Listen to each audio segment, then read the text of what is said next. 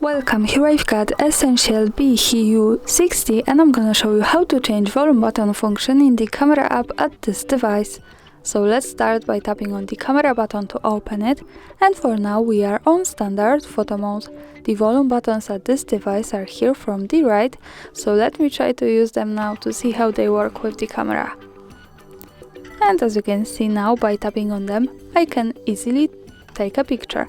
To change that function, let's focus on this settings bar and move to more to the left, so we get access to more modes of this camera and also the left side button.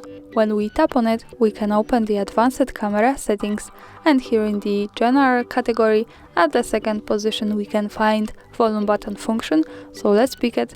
Now we can decide to use this as shutter, which is now zoom or volume. So let me change it to zoom now to show you how it works different, and let's move back to the camera. Now let me try to use the volume buttons once again. And as you can see, I can easily get closer to my subject and also go back, so I can use zoom by tapping on volume keys. And that's all, thanks for watching, subscribe our channel and leave the thumbs up.